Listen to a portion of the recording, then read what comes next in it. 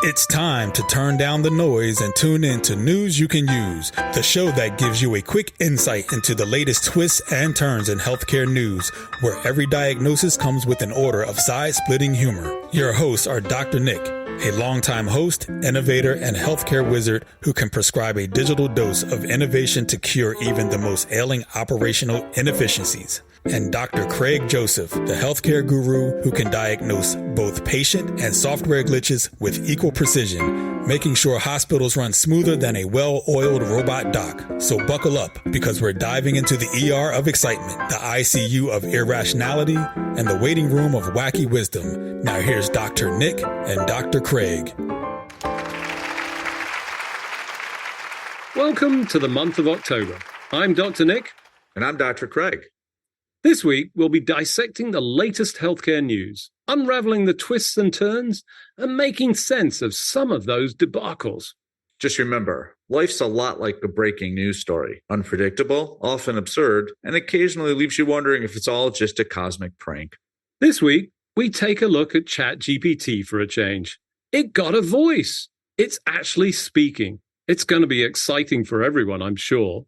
We're going to talk about some new blood tests for kids to diagnose infections and proposed Healthcare is Hard conference, which ought to be exciting if it ever happens. Wait, healthcare is hard? Huh, who knew? And finally, we'll talk a little bit about rural healthcare hospitals and how we continue to deliver against that challenging environment.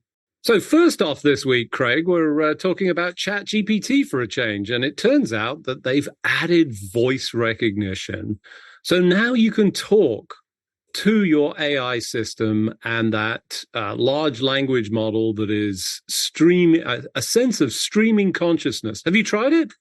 I have not tried it, but I have a colleague who did try it and sent me an audio recording of it. And it was scary.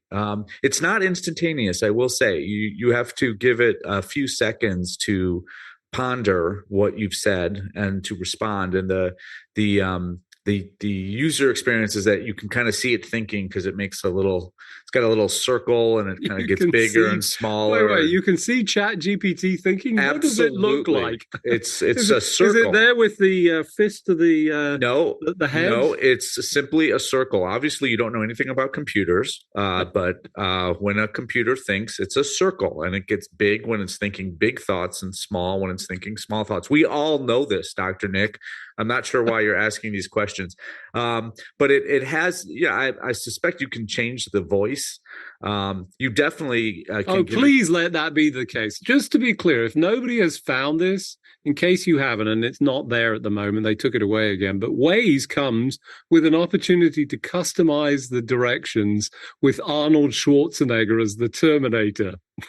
Okay, that's awesome. It is like the best thing. I actually like going for a drive and calm right down. The speed trap ahead. Speeding would be ill-advised, as he says. No, that's good. That was not bad, right? I've configured my map as a woman with a British accent, based on me. 100% based on my work with you, because you're always giving me directions, and so I thought, let's just complete the whole thing and just have this person give me directions with a British accent. Yet I digress. We were talking about interacting with ChatGPT. And so, you can ask it a question and it thinks about it for a second, and then it gives you an answer, and it can talk quickly or it can talk slowly. And just like with the ChatGPT on the computer or the app, you can continue the conversation back and forth, asking it to be more specific or less specific. It's got to speed things up. I mean, we've already got speech. I mean, I spent almost a big part of my career, let's be clear, on this speech and speech enablement. And, despite that, I have to say that I forced my kids to learn touch typing, and it was probably the best thing that I ever did for them, because I don't think we're ever going to replace, well, maybe we will, but I always struggle with the idea of this sort of, keeping it private when you wanted to have an interaction with technology. You couldn't do that with speech because, potentially people are listening, but there are solutions to that, including a little microphone you can put next to your tooth, and then you can talk very quietly. Yeah. And it can still pick it up. But I guess I'm a little bit disappointed to hear that there's this delay, because for me, that's it's just adding to the pain and agony of this. If you've got to wait for things, if there's the spinning ball or whatever it is in this instance. There was, at least in the initial version that I saw, and I do want to correct you. We don't call it typing; we call it keyboarding. And another one of those phrases. I mean, these are things you old people such as yourself seem to have. I'm not really sure what typing is, because I am young, and in whatever the youngest generation is, that's the generation. Don't give me this youngest generation. That's exactly what your British guide would tell you on your map service. That's typing. That's what we do in England. It's the same as I go to physio. I don't go to PT, and I got dinged for that this morning when I went to physio, and they said, "What's that?" Yeah, and this is why your country's number 2 to America. But I digress. We're number 2 to South Africa in the rugby, but that's a whole other story that's been I've been moaning about. We've really got not in the finals. We've really digressed here. Let's get back on seriously digressed. Yes. We were talking about ChatGPT. You can interact with it, and now you can send pictures to it and ask it questions. So I was just looking at that too. You could say, "Hey, help me fix my bike," and it will give you some guidance about that. And hey, here's a picture of the manual, and here's a picture of my tools. Do I have everything that I need? It's scary smart. Yeah, I think one of the things that I saw that was kind of interesting was there was somebody that decided to send it into a massive loop that was essentially, can we ask it to look at an image, describe the image, then pass that off to DALL-E, and then it just went into this never-ending spinning set of constant, refining, going back and forwards, creates all sense of these wonderful opportunities. I think, continuing expansion, very exciting. I think the more that we add to this, the more that we sort of enable this, the more people can experiment. And I have regular conversations with people who are saying they try it for this feature. In a particular example I heard earlier was, can you take a very complex, challenging physics paper and describe it in layman's terms? And it does a really effective job. And I hadn't thought about that, but there are sometimes I read things and I think, gosh, I don't fully understand that. It would be nice if somebody could explain it to me. Like I used to have people that were able to do that. And, so there's all these opportunities. So I think, again, I've got to say, if you're not trying it, just go and mess around, play with this stuff. It's imperfect, but it does some amazing things. Moving on, let's talk a little bit about this new blood test that I think we saw being pushed out as a potential diagnostic test for children with fever. Now, you're a pediatrician. You've seen 1 or 2 kids with fever. In fact, I imagine that's probably the primary challenge for any pediatrician. When you see a kid with fever, what do you do? Well, the first thing that we're trying to do is try to figure out how sick the patient is. Curiously, it's not what many people would think, which is, what does the patient have? But how sick are you? Do you look ill, like you need to go to the hospital, or are you running around? If you're a kid, are you running around the exam room getting into trouble? Because parents may not like kids running around the exam room at the pediatricians, but the pediatricians actually love that. Right. We love that, because that means that is someone who is not that sick. But at some point, you got to figure out, okay, is this something that I can so now we figured out maybe they're not that sick that they have to go to the emergency room, but there's still, can we do something for them? And then we're breaking it down into 2 big categories generally of infectious disease. Is it a bacterium or is it a virus? And bacterium we can often fix. Think about strep throat and antibiotics. And a virus we cannot. Think about colds and even the flu. And so sometimes we have some medicines that can help for viruses, but that's the big kind of category is, hey, is this something that's bacterial or is it viral? Now, of course, you can get fever for reasons that are not based on infection. I'm going to put that aside for now and just kind of worry about the things that are caused by viruses and bacteria. And so to have a test, and certainly we have blood tests, we've had blood tests for decades and decades that push us in a direction. So I can order a complete blood count. I can look at your white blood cells, your total count, and then look at what kind of white blood cells are there. Do you have more of the white blood cells that fight viruses or more that fight generally bacteria? And that will give us a clue. It will push us in a direction, but it doesn't definitively tell us what you have.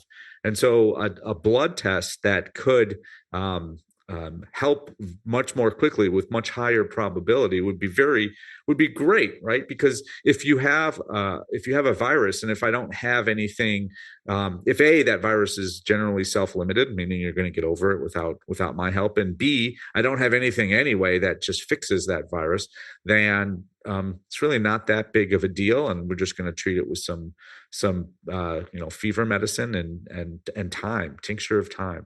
And so if there's a blood test, which now there is, well, at least there's some research around that can point us in the right direction faster with higher probability of being correct, that's a game changer. I just have to say, I couldn't shake the image from my head of Dr. Craig Joseph sitting in his surgery, delighted with kids causing total and utter chaos around him because he's sitting there going, they're okay. They're not really sick. I don't mind that they tear my office apart. I had I'll tell you this one quick story. This mom brought in her, I don't know how old, maybe 3 or 4 year old child. And she was clearly very, very worried about this child. And he hadn't been feeling well and had some kind of diffuse, not great, didn't tell us exactly what was going on. And I said to her, this seems to me, I think this is a stomach flu. I don't think it's she was thinking the child was very sick. I thought, well, stomach flu is going around. I've been seeing a lot of stomach flu. I think this is probably stomach flu. And she said, well, it can't be stomach flu. And I said, well, why is that? And she said, well, he's had some loose stools, but he hasn't thrown up. So it can't be stomach flu. And as I was telling her, like, well, you don't have to have throwing up and diarrhea to have stomach flu. The child just started throwing up all over the place. And I knew that's right. In the middle, going. Right? Yeah. In the middle of my conversation and, got all over her, got all over the table, even he got me on my shoes. I think some of my shoes had some, and she was, of course, not of course, but she was horrified and kept apologizing. And I kept almost jumping up and down. I said, see, right. It was a stomach flu. I was right. And I think she thought I was trying to be nice, but I was not trying to be nice. I was absolutely ecstatic that I called stomach flu, and she didn't believe me. And then proof came from this child. So as the 3-year-old leaves the office, you give him a high five. Nice job, buddy. Absolutely. Right there. Absolutely. Make Dr. Joseph look smart. Hold it up for me. Absolutely. Very, very cool. So anyway, the good news is that, potentially you could add some additional data. I think, we're always looking for definitive as opposed to, hey, I think this, let's wait for this child to vomit on my shoes to be sure that they, actually confirm conditions. So I think, some good news in developments of tests, not that we need more and more testing, but it just adds to the conference. So. Well, what's really fascinating about this is it's actually not looking for the virus or the bacteria, right? It's actually looking at genes and and saying, well, we've tested enough patients that we know that when you have strep throat, these genes seem to be turned on and these genes seem not to be turned on. And if they can get, so basically we're like, well, we aren't even really looking for the bacterium that causes strep throat. We're looking at gene expression that seems to be associated with the bacteria that causes strep throat. It's a very different way of trying to figure out what's going on. Yeah. And, side note of a little bit of science here, that whole epigenetics is absolutely fascinating because, at one point, certainly in my career, you are a product of your genes. This is how life will unfold. It was a bit of this Gattaca kind of world that we lived in. And then, slowly this sort of emergence of, no, 95% of the genome that we've sequenced isn't actually junk, as it used to be called, but actually does something. And it turns out it's all this epigenetics or the expression. And, I think much like the brain, we're only scraping the surface of what's possible here. And we're going to find more and more of these biomarkers, that come. And I hope we don't sort of descend into Gattaca. If you're familiar with that movie with the, test your blood, this is where you end up. It's, a bit of Brave New World type of approach. I don't think that's where we're going. I think you aren't a product of your genes. You can change it, but it can inform things. So I think pretty cool. So that's good news. Moving on. Alternative Healthcare Conference that was suggested by Chrissy Farr, who I think many listeners might know. She was a longtime reporter. Now I think she's a venture investor of sorts. And interestingly, she was at one of the conferences I was at. She, continues to post, and, obviously her publication routes still play out. She posts a lot of material and is struggling with the healthcare system. And, not to laugh at that sort of unfortunate experience, but, it's one of the points that I make on a regular basis. I wish people would understand, keep trying to fix the business of healthcare as if your life depended on it, because one day soon it will. And she was struggling with the healthcare system and struggled with this whole healthcare conference, and actually came up with a big list of potential panels and content for an alternative healthcare summit or conference called Health is Hard, HIH, she called it, with a bunch of panels. Did you take a look? What did you think? I thought that she's right, that health is hard. And, I think it is. It's actually, we've talked about it and others talk about it, how it's almost unbelievable how difficult and how broken the healthcare system in air quotes is in the United States. And oftentimes people, they can't appreciate it until they live it. And young people often don't live it until either something happens with them or potentially with their parents. And so I think, as we age and start needing services, and then discovering that, it's one thing if I think I have strep throat or mono or sinus infection, that's one thing. But now I'm delivering a baby, or I am diagnosed with a heart problem, and that's a completely different thing. And trying to work through the system that we have with the various insurance companies and various healthcare systems and how they all interact, it's awe-inspiring and awe in a bad way, not a good way. So she very quickly seemingly came up with a long list of things of most of the sentences begin with why. Why is prior authors, her very first one, why is prior authorization still a thing when everyone hates it? And I agree, Chrissy. Why is that? I think I know the answer, but and I think there are solutions, but we're moving slowly towards some of them. But some of these things we understand why they are. Some of them made complete sense in the 50s and 60s when they were set up, yet they're still with us. And a lot of the craziness has to do with money, shockingly. Yes. Shockingly. Are you sitting down? Did you faint? No, thankfully, no. Okay. I'm carefully sat down, considering that list, and obviously the money, and to be clear, even in systems that nominally are free, to be clear, it's never free.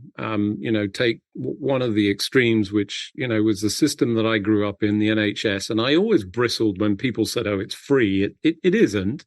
It's free at the point of service, but you are paying for it. Somebody is paying for it. It comes out, and even in that system, I'm watching it carefully at the moment, because it seems to be just unfolding in a terrible terrible way over there. So they certainly don't have the answers. I've heard people. I've certainly had pushback because obviously I open my mouth, they hear English, British accent. Oh my God, he wants the NHS here. That's what that's my sole purpose in life, and it really wasn't.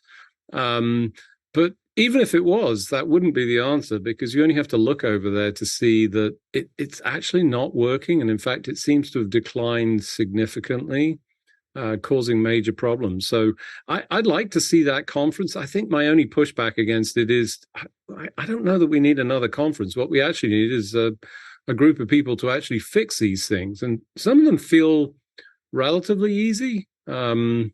Why are retail pharmacies still selling candy and cigarettes?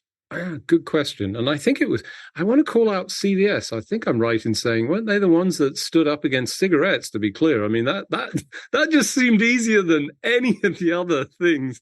Candy might be a little bit difficult because, a lot of kids and whatever, but cigarettes just seemed really easy. And they stood up and, and I don't think they've suffered for it. I don't recall, but that seemed like anytime I say this, a brave decision. That always seems like it was it wasn't so good, but I think it was a brave decision, and all credit to them. I'm sure I've beaten up on CVS at some point, but hey, they did the right thing there, and that's just one of the things. Rather than using this as a conference, use this as a to-do list.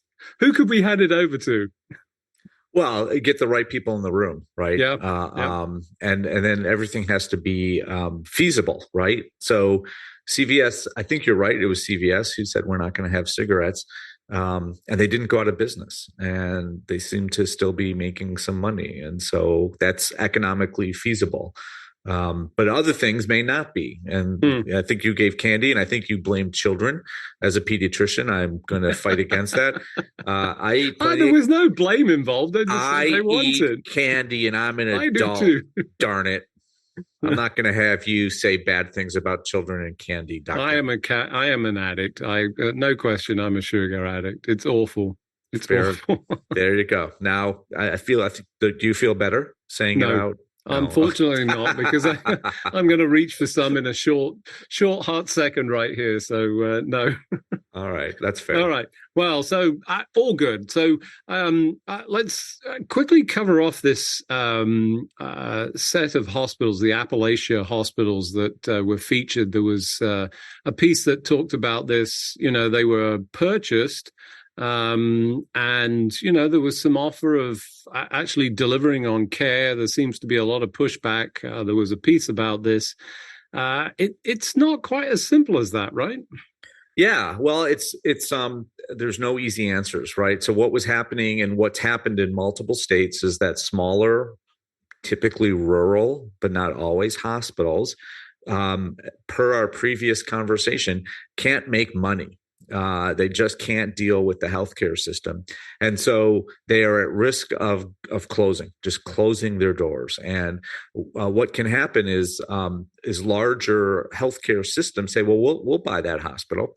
But typically the state or the federal government would say, no, you can't buy that. You've already got a bunch of hospitals in the area. If you buy these two hospitals that are at risk of failing, then you'll be the only game in town. You'll have absolutely no competition. We can't allow that. And so then the question is, well, which is better, to have to have no competition, or to close these hospitals? And if you believe that would happen, and it certainly happened enough so that to me it's believable. And right. I don't think there's a right answer. So what have happened in some states is they've given permission for hospitals, for healthcare systems to buy hospitals, acknowledging that now they have created a monopoly essentially, and said, well, we'll allow you to buy this hospital if you promise to do a bunch of things. Maintain, the health of the community, give charitable care, don't price gouge, those kinds of things. And some people are calling them on it and saying, well, you promised to do these things, you haven't done some of these things. And that's an issue. And I see both sides. I don't know what the right answer is. There is no right answer. It's really which less bad option do you want? And I think typically, if all else was equal, the bad option I would want is the hospital to stay open, but become part of a monopoly. That seems to me better than shutting the hospital down. Yeah, there's another good reason for that. I mean, not only in terms of delivering the healthcare services, but quite often it's one of the biggest employers in some of these communities. And, it shuts down. And that's not just the death of the hospital, that's the death of the community, everything, the whole place just sort of withers on the vine. And, they're a central tenant to these things. Maybe it can't exist in quite the same space. I agree with you. These things are just generally hard to decide on. I mean, it's just like delivering healthcare. When you have a cancer diagnosis, it's not as simple as, oh, hey, we'll just do X or Y. We have to weigh up all the pros and cons. We're not always very good at sort of weighing up the risk reward elements of this. And, it's individualized in many cases. And unfortunately, in the case of a rural hospital, it's not individualized. It's for the community. And then there's different competing interests and people have different views. And but I think, thinking about this in a balanced way is absolutely essential. Good points. Unfortunately, we find ourselves at the end of another episode, exploring healthcare's mysteries before they become your emergencies. Until next time, I'm Dr. Nick. And I'm Dr. Craig.